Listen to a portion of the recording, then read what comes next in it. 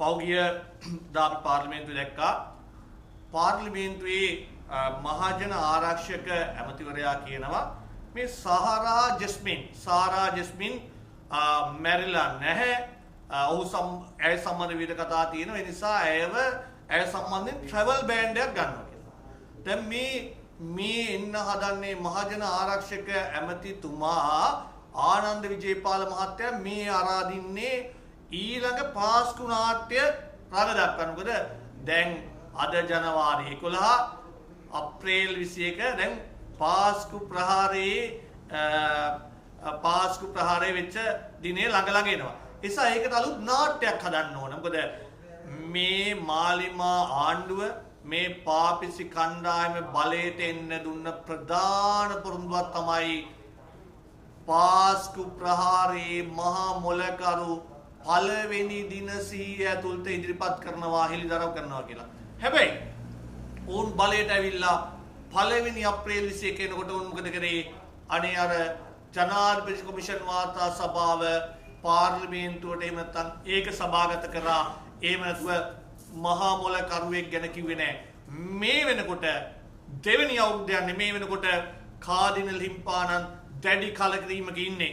අපිට තොරතුරු ලැබිලා තියෙනවා මේ සමලිංගිකත්වයේ ප්‍රවර්ධනය කිරීම සම්බන්ධව කාඩිනල් හිම්පානන් දැඩි කලකිරීමක ඉන්නේ. ඒසා කාඩිනල් හිම්පානන්ගේ හිත සතුටු කරන්න නම් මේ කාඩිනල් හිම්පානන් කොහොමද තව සතියක් දෙකක් යද්දී අනිවාර්යෙන් ප්‍රකාශයක් කරයි මේ අප්‍රේල් 21 වෙනකොට දුන්න පොරොන්දු ඉෂ්ට කරමින් පාස්කුවේ මහා මොලකරු අනිවාර්යෙන්ම රට ඉදිරිපත් කරන්න කියලා. ඒ නිසා දැන් එහෙම මහා මොලකරුවෙක් ඉදිරිපත් කරගන්න බැරි හින්දා දැන් ආනන්ද විජේපාල මහත්තයා අලුත් නාට්‍යයක් රඟ දක්වමින් ඉන්නවා. මොකද්ද මේ සාරා ජස්මින් නාට්‍ය.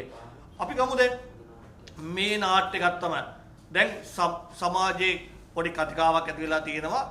මේ කුතුහලයක් මවන්න උත්සාහ ගන්නවා. ඇයි DNA පරීක්ෂණ 3ක් කරේ කියලා. DNA පරීක්ෂණ 3ක් කරන්න උනේ පළවෙනි DNA පරීක්ෂණය කරයි මේ සයිද මර්දු සිදුවීම වෙන්නේ අප්‍රේල් මාසේ 26 වෙනිදා. ඊට පහුවෙන්ද තමයි මේ පළවෙනි රස පරීක්ෂණ සඳහා මේ රස පරීක්ෂණ වාර්තාව සඳහා මේ ශරීර කොටස් යවන්නේ. ඒ යවනකොට ශරීර කොටස් යම් සැලකිය යුතු ප්‍රමාණයක් නරක් වෙලා තියෙන නිසා තමයි රස පරීක්ෂක දෙපාර්තමේන්තුවෙන් කියන්නේ නැවත වතාවක් රස පරීක්ෂක වාර්තාවක් කැදවන්න කියලා. ඒ හින්දා තමයි දෙවෙනි DNA පරීක්ෂාවට යන්න වෙන්නේ. ඒතකොට මේ පළවෙනි DNA පරීක්ෂණය කරනකොට මේ රටේ අපරාධ පරීක්ෂණ දෙපාර්තමේන්තුව බාරව හිටියේ අද මහජන ආරක්ෂක ලේකම් ධූරයේ දරන රවි සෙනවිරත්න මහත්තයයි අද අපරාධ පරීක්ෂණ දෙපාර්තමේන්තුව මෙහෙවන ශානියා බේසේකර මහත්තයයි. දැන් මේ පාස්කුවේ නිලන්ත ජයවර්ධන මහත්තයා තොරතුරු දීලා තියෙද්දි ගහන තැන තියෙද්දි ප්‍රහාරකයෝ අඳන්ගෙන ඇඳුම ගැන කියද්දි ප්‍රහාරකයෝ ගේන උපකරණ ද්‍රව්‍ය වල බර ගැන කියද්දි ඒ ගැන පරීක්ෂණ කරලා ඒක වළක්වා ගත්තේ නැති රවි සෙනවිරත්න මහත්තයයි ශානියා බේසේකර මහත්තයා තමයි අද මේ පරීක්ෂණ ඉස්සරහට ගෙනියන්නේ. එතකොට පළවෙනි DNA සාම්පල කොටස් විශාල ප්‍රමාණයක් නරක වෙලා තිබිච්ච ඉඳ තමයි දෙවෙනි DNA පරීක්ෂාවට යන්නේ. දෙවෙනි DNA පරීක්ෂාවට යනකොට එතනින් ලබා ගන්නවා සමූහ ඒ මිනිවලවල් දෙකෙන් එක මිනිවලක කොටස් තමයි සහරා ජස්මින්ගේ මෑනියන් සානි ඥාතීන් සමග DNA පරීක්ෂාවට යවන්නේ. එහෙම යවුවට පස්සේ කියන උත්තරේ මොකද්ද? මේ DNA පරීක්ෂාව සංසන්දනය වෙන්නේ නැහැ කියලා. අන්න ඒ හින්දා තමයි තුන්වෙනි වතාවටත් DNA පරීක්ෂාවක් සිදු කරන්න අධිකරණයෙන් උපදෙස් ලබා දෙන්නේ. මේක බොහොම අපි මේක හිම ඕන විදියට කරන්න බෑ. DNA වාර්තාවක් ඇදවන්න නම් ඒක අධිකරණ මේ ක්‍රියාවලිය ගිහිල්ලා ඒක රස පරීක්ෂා දෙපාර්තමේන්තුවට ගිහිල්ලා ඒක දැවැන්ත රාජ්‍ය ක්‍රියාවලියක් වලින් තමයි ඒ DNA පරීක්ෂණ වාර්තාවක් ඇඳවන්න පුළුවන් වෙන්නේ. ඒ අනුව තුන්වෙනි DNA වාර්තාව කැඳවනකොට මේ සියලුම මේ සිද්ධියට දාල සියලුම මේ මිනි වලවල් වල අති බහුතර කොටස් ප්‍රමාණයක් කොටස් 90කට වැඩි ප්‍රමාණයක් ලබාගෙන පළවෙනි දෙවෙනි පරීක්ෂණ වලට සහභාගී වෙච්ච විනිශ්චයකාරතුමන් රස පරීක්ෂකවරු ඒ වගේම පොලිස් ජ්‍යෙෂ්ඨ පොලිස් අධිකාරීවරු ඇතුළු සියලු රාජ්‍ය නිලධාරීන් පළවෙනි සහ දෙවෙනි DNA පරීක්ෂාවලදී ඒ පරීක්ෂාවලට හිටපු සියලු රාජ්‍ය නිලධාරීන් ඉදිරියේ තමයි තුන්වෙනි DNA පරීක්ෂාව කරන්නේ.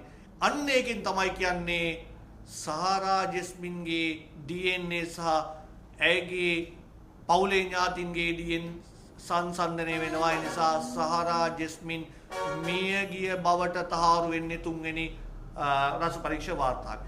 දැන් ආනන්ද විජේපාල මහත්තයා මොකද කරන්නේ? සහ ඇතම් උදවි උත්සාහ කරනවා මේ අනවශ්‍ය කුතුහලයක් හදන්න. ඇයි පළවෙනි එක කරේ? ඇයි දෙවෙනි එක කරේ? ඇයි තුන්වෙනි එක කරේ? පැහැදිලිව තියෙනවා.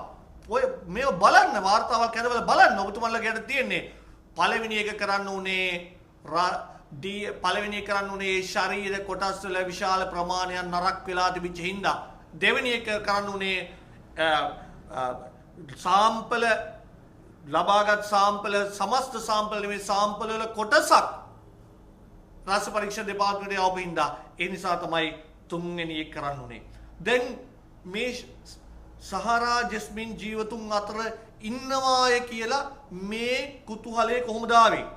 මේ කුතුහලය ආවේ මේ සයිද මර්දු සිදුවීම අප්‍රේල් මාසේ 26 වෙනිදා සිදු වුණාට පස්සේ මේකට අදාළව මෙන්න මෙහෙම සිදුවීමක් සිදු වෙනවාය කියලා තොරතුරු ලැබිච්ච ගම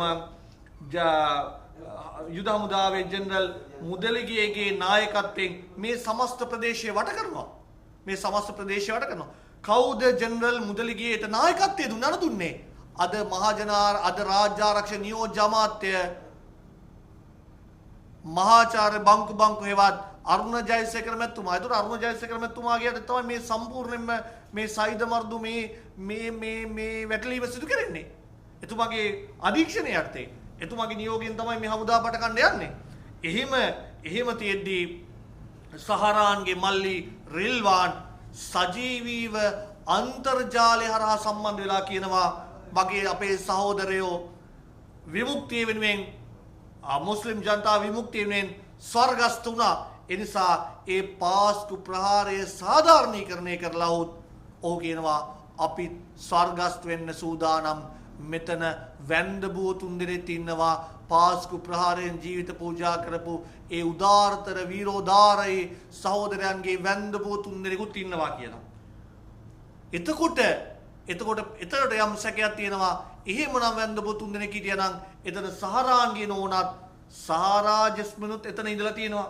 ඒ වගේම සහරාන්ගේ බිරිඳ හාදියා ඒ සිදුවීමෙන් 21 දෙනෙක් ඒ සයිද මර්දු ගෙදර තුල ඉද්දී ඒ සිදුවීමෙන් 19 දෙනෙක් මැරුණා. දෙන්නයි බේරුනේ.